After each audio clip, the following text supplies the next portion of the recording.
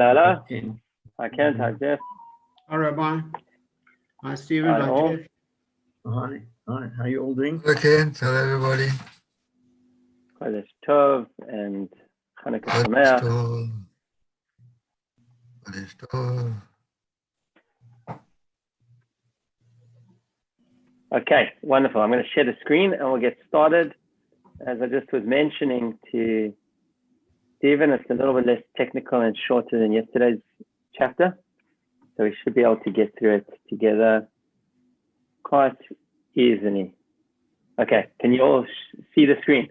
Yep. Okay, wonderful. So we continue with the particulars of searching for the chametz and the obligation to get rid of the chametz.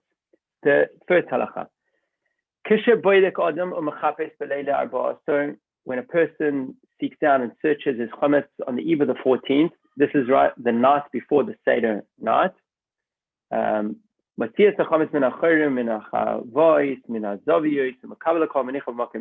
should do is the chametz that you managed to take out of all these hidden places, put it aside into one place until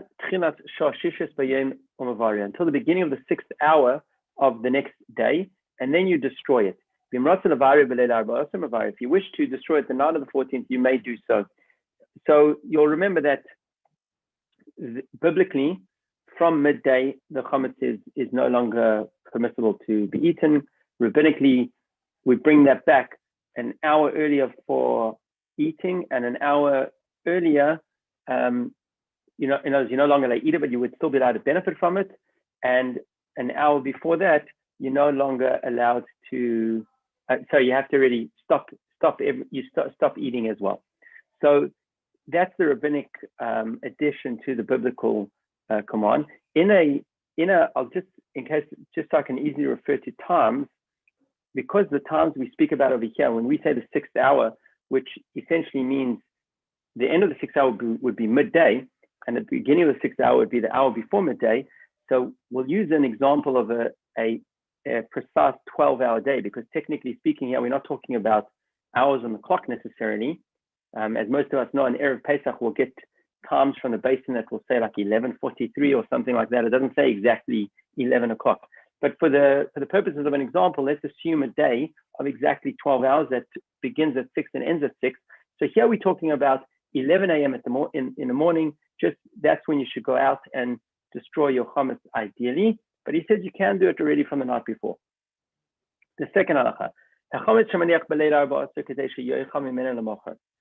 If you put aside chametz on the eve of the 14th, that you're still going to be eating, because remember, in the morning you can eat ad arba shoyes until the end of the 4th hour. So you got to be careful that make sure to put it aside in a dedicated space where you know, and you can be careful with it, so it doesn't end up spreading out anywhere. Because if you're not careful with the chametz that you're leaving over, this is not now the chametz that you've set aside to burn, but the chametz that you've left over that you might be eating. You might come back and you'll find that what part of what you left there is no longer there, and then you'd have to go and search again, because there has to be a concern, as we learned yesterday, a number of different examples that the Mishnah speaks about. Perhaps mice came along and dragged it around and left chametz lying around your house. So the point is, you make sure you put it away in a safe, contained space, so none of it should go missing, and there's no concern that what you put aside may have further spread around the house. The third halacha, chol arba asar liyos b'Shabbos. So this is an interesting scenario, because we've been talking here about where the night before the Seder is a weekday, and Erev Pesach is a weekday, so you can destroy your chametz on that morning. But what happens if the Seder night is Saturday night, which means Arba Asar is Friday night, right?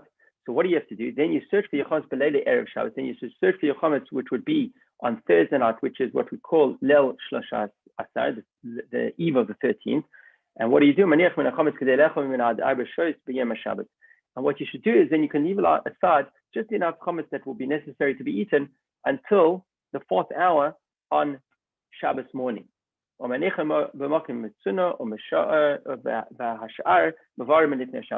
aside just enough that you're going to need for your Shabbos meals, basically. The rest you should burn before Shabbos.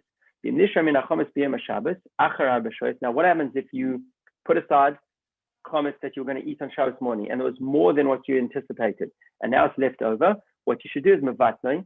You can nullify it, as we learned at the beginning of the previous chapter, that to get rid of chametz biblically, one only has to nullify it. You have to release any ownership of it, making it like the dust of the earth, right? So this whole process of searching and destroying is a rabbinic injunction.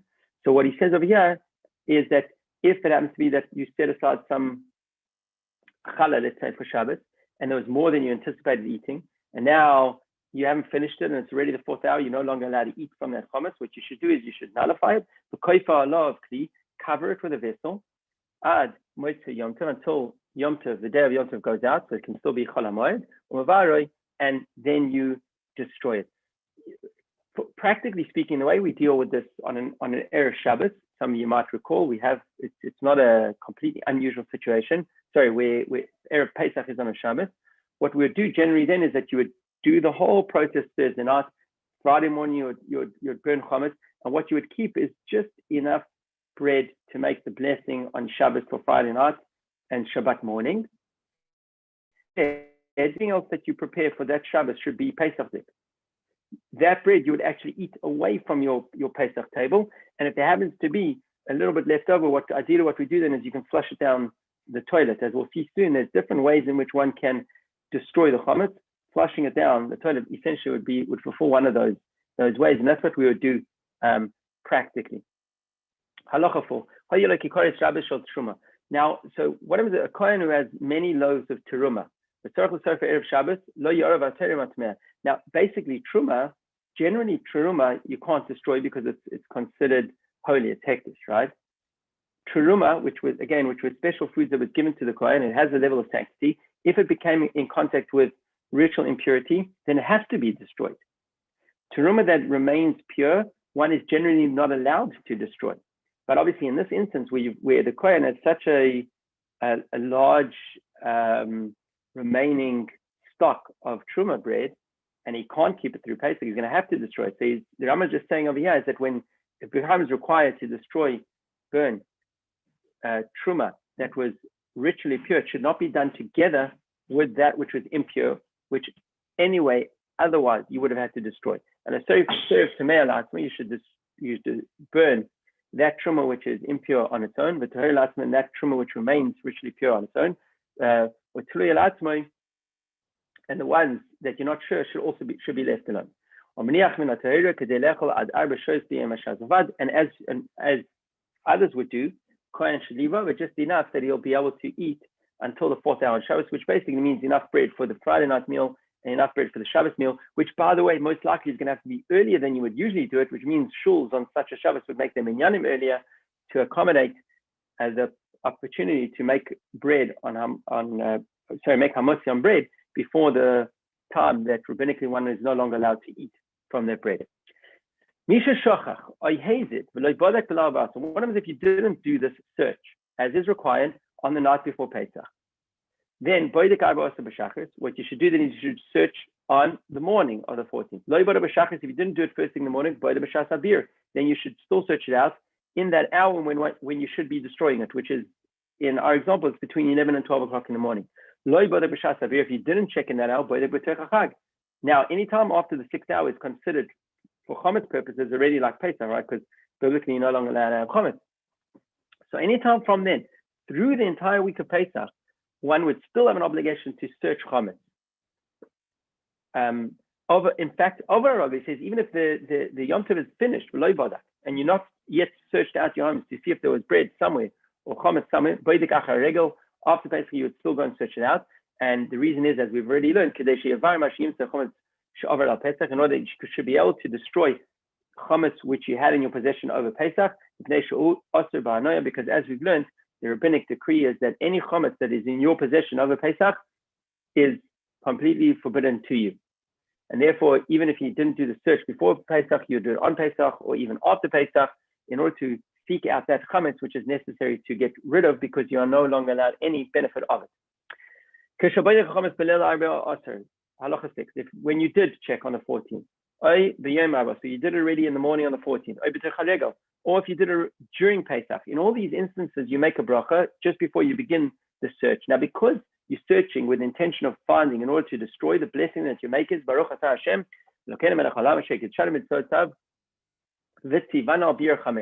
blessed are you, right, for the destruction of Chametz. And then when we make the blessing, then you'd go out, you'd check all those places, you'd search out the places that require searching, as we enumerated in the previous chapter, and as we explained over here, and you would then obviously destroy what you find. But if you did the search after Pesach, as we've just learned, one would still have to do it. You don't make the blessing anymore, because then the reason you're destroying the chametz that you would find is not because of the biblical mitzvah of ridding your home of chametz for Pesach, but it's because of the rabbinic injunction that one is not allowed to have benefit from chametz that was in your possession of a Pesach, and therefore you would not make the same blessing, even though you would go through the same processes of searching and destroying. Halachasem.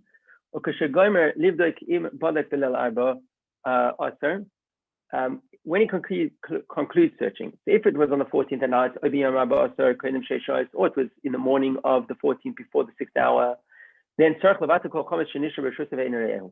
in addition to searching and destroying the chametz that we find, one also is obligated to make a declaration of nullifying any chametz that he may not have seen. And this must be done, as he says clearly over before the 6th hour. And the reason for this is because from the point of the 6th hour, when chametz is biblically prohibited to you, you no longer have ownership of it. Now, this might raise a question in your mind because it creates a funny scenario, because we're saying if you have chametz in your possession after the 6th hour, you are transgressing the biblical prohibition of owning chametz on Pesach. And yet from the other side, we're saying that chametz that's in your possession after the 6th hour, because it is biblically forbidden from having any benefit from it, it's almost like you don't own it. So we have this interesting scenario where on the one hand, it's considered that biblically you don't really have ownership of it because you're not allowed to have any benefit from it. But for the purpose of your obligation to rid your possession from chametz, it is considered yours. Anyway, the point that we're making over here is that this process of bittul, of nullifying something, you can only do for something that you own. And therefore, this must be done before the 6th hour. How do you nullify it? The yomer, person say, Kol chametz yesh b'shuti. All chametz is in my possession. Shaloi that I did not see. It is nullified and is considered as completely as dust. But if you started searching at the beginning of the 6th hour, in the example that we used earlier from 11 a.m., because already in the 6th hour, chametz is no longer yours in the sense that you are no longer allowed to benefit from it. You can no longer do bittul. And then you're basically transgressing because that is in your possession. The only thing you can do is get rid of it after Yom Tov or at a time when you can. If it's still between 6 hours and Yom Tov, you can actually destroy it. If it's on Yom Tov, you'd have to cover it and you'd have to wait till afterwards in order to destroy it. So based on what we've said now, as I was saying, so if you're not yet nullified it before the 6th, and then from the 6th hour onwards, you find chametz, so if this was chametz that you were aware of in your home, in other words, let's say you had a cake in the cupboard that you thought to yourself, okay, I'm going to go in the morning, I'm going to take it out, before time is out, I'm going to destroy it. And then you went and you destroyed everything and you forgot that thing, but you did not do bittul, and you forgot about it. Right?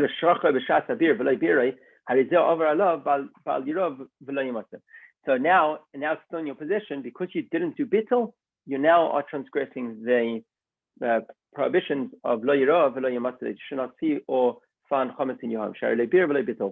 The ain habitul atomoil, and because it's now after the 6th hour, trying to nullify it doesn't help. If you she'ena b'shusa, because as we said, it's not considered in your possession because you cannot benefit from it. However, the flip side, however, the biblical kind of injunction is considered as if you own it, only to make you obligated for this a prohibition of not seeing or owning chametz during Pesach. So what can you do?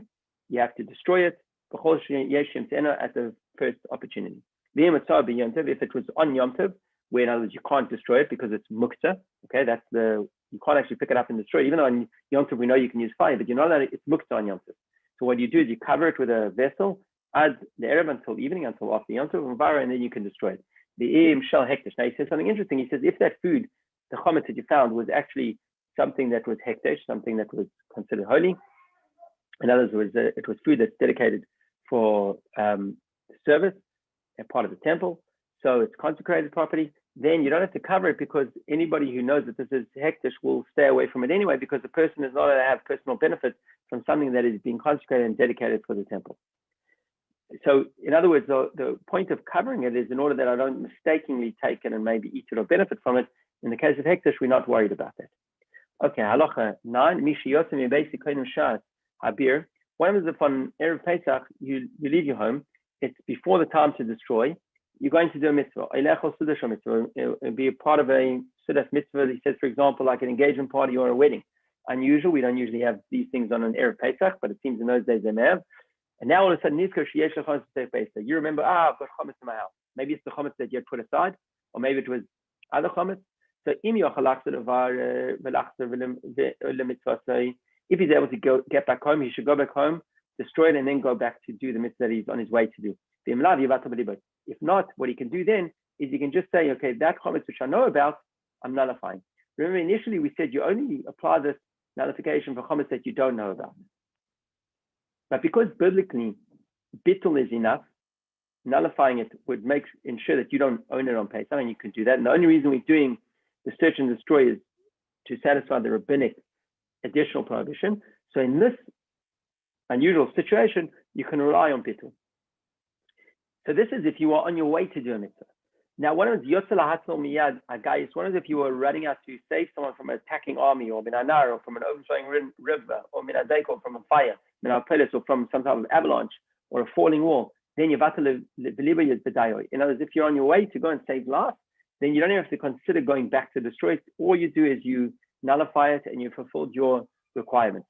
If you're going out for your own needs, so let's say it's Erev Pesach, you put aside the stuff that you need to burn, and you go out to the shops, you're going to buy something, all of a sudden you realize, oh, look at the time, it's beer time and it's still sitting there. Then he says, if you remember that, you got to go back home right away to destroy it. Obviously, he says, obviously you got to make sure that you're going to get back on time. That we're assuming that you're getting back on time to destroy it. But that's what you're going to go and do. He says, interesting, he says, though, although we said earlier that a person would have to destroy even an amount the size of an olive, he's saying over here, the consideration to make you have to return from your going out would only be if the amount is at least a kabesa, which is a slightly larger volume than an olive. If it was less than that size, if the volume of the chametz that you had left behind was less than a size of a so-called egg, then you can rely simply on the nullifying it. Now, halacha 10 is drawn actually from an example in the Gemara, and is talking about either after the 6th hour on Erev Pesach or during Pesach itself, meaning it's at a time when biblically chametz is already prohibited. So what happens? Somebody rolled a dough in his house. It was after the 6th hour, it's already Yom Tov, when chametz is absolutely prohibited. Now you go out, he's sitting in the shir with his rabbi, and he remembers, I left the dough there. If I leave it too long, he's afraid. If he leaves it there too long, maybe it's going to actually start leavening, and it's going to become chametz. And he realizes that that's going to be before he's going to get a chance to get back home. What you can do is you can nullify it before it can become leaven. See, this is an interesting scenario, right? He's prepared a dough, but it's simply a dough with flour and water, no yeast, obviously. The ingredients are not yet chametz, but he knows that if it sits there, it's going to become chametz. So now, because the product, as it is, if the timing's right, is not yet chametz, he has ownership of it. Because he has ownership of it and rights to it, he can still nullify it, which is what he should do if he suspects that maybe by the time he's able to get back home, or if he waits too long, it's going to actually turn into chametz.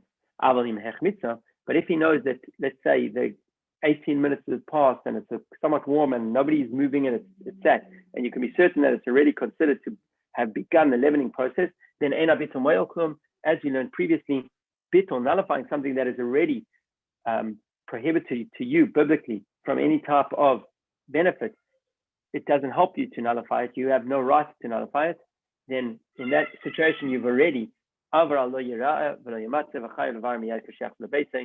you have basically violated the prohibition of not to see and that it should not be found in your home. And what you got to do is, as soon as you get home, you got to go and destroy it. The final halacha for today, so now we're speaking about destroying the chometz. How do we go about it? So we know commonly we burn it, but as we'll see, there are other options. So you can either burn it, or what you can do is, if you got little crumbs of bread, you can crumble it up and toss it in the wind, that it gets completely scattered all around. Third option is you can chuck it into the sea. He says though, because the sea will basically cause it to disintegrate and become like nothing, it's destroyed. If you had if the bread that you had was very hard, the chametz, and it's not going to quickly get disintegrated in the water in the sea, then you actually have to crumble up and then only throw it into the sea. What happens if you had chametz and something fell over it, a wall fell over it, or a big pile fell over it? Now you've got dirt at least 3 hammers high. It's considered destroyed, but still he has to nullify it if he can still nullify it, meaning it's before the 6th hour. Because again, we worry that maybe by some chance will get uncovered and be exposed on Yom Tov, and you don't want that to belong to you, but you don't have to dig it out in order to destroy it. It's considered destroyed under that pile. But because it was still whole when it got buried, you got to nullify it. If a person gives his chometz to a non-Jew, again, this must be before the 6th hour when he's still allowed benefit from it. And he doesn't have to destroy it. That's enough. You've given it. It's no longer your possession. It's gone. If you burn it before the 6th hour, if you burned your chometz, right, and now there's charcoal left over, if all this was completed before the 6th hour, so what's left over is not edible. It's not food. You would be able to use that still to ignite fire over Pesach. But if you burnt it after the 6th hour, then because you no longer even allowed to benefit from the chometz, you cannot use those charcoal that comes from it, because one is not have any benefit. You wouldn't be allowed to put it into your oven or your different type of range for cooking, to cook or bake with it. If somebody did use it to cook something, that which you cooked with it is prohibited from benefiting from.